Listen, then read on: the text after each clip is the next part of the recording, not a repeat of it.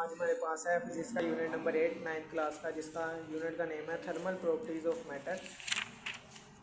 जो इसमें पहला शॉर्ट क्वेश्चन है वो है हीट एंड टेम्परेचर, यानी टेम्परेचर। ये हमने डेफिनेशन याद करनी है। ये टेम्परेचर की डेफिनेशन है और ये हीट की डेफिनेशन है। ये शॉर्ट क्वेश्चन है, ये हमने तैयार करने हैं। उसके बाद थर्मोमीटर ये भी हमने शॉर्ट के लिए तैयार करना है और इसका ये 2-3 पॉइंट भी याद करने हैं हमने साथ शॉर्ट के लिए।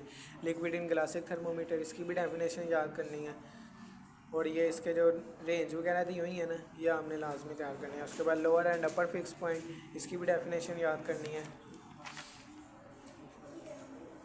उसके बाद फ्रॉम केल्विन टू सेल्सियस, ये फार्मूले हमने लाजमी याद करने हैं, तीनों फार्मूले। ये from Celsius to Kelvin and Celsius Kelvin to Celsius के, उसके बाद सेल्सियस टू फ़ारेनहाइट के, इनके फार्मूले हमने ये लिखे हैं, ये लाजमी तैयार करने हैं।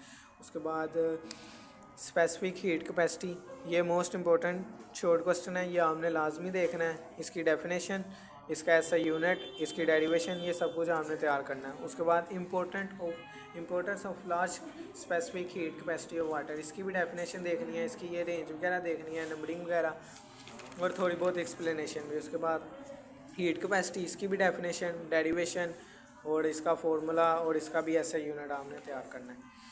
उसके बाद चेंज ऑफ हीट, ये एक बार ये हमने पढ़ लेना है। उसके बाद लेटेंट हीट ऑफ फ्यूजन, इसकी भी डेफिनेशन हमने तैयार करनी है और इसकी डेरिवेशन। उसके बाद लेटेंट हीट ऑफ वेपराइजेशन, ये वेरी इंपॉर्टेंट लॉ क्वेश्चन है, इसको आपने लाजमी देखना है। इसमें आपने इसकी डेफिनेशन, इसका फार्मूला, इसकी एक्सप्लेनेशन और ये टेबल, ये आपको याद करना पड़ेगा, मोस्ट इंपॉर्टेंट है ये।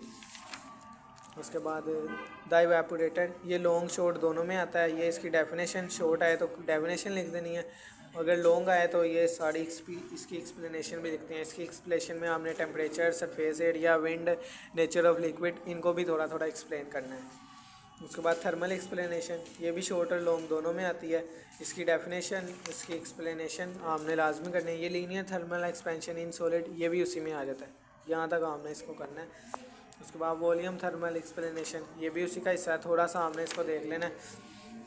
उसके बाद कॉन्सिक्वेंस ऑफ थर्मल एक्सपेंशन, इसकी भी हमने ये यहाँ तक डेफिनेशन कर लेनी है। उसके बाद एक एप्लीकेशन ऑफ थर्मल एक्सपेंशन, ये इसकी डेफिनेशन कर लेनी है, शॉर्ट के लिए है लेकिन इतने इंपॉर्टेंट नहीं है ये।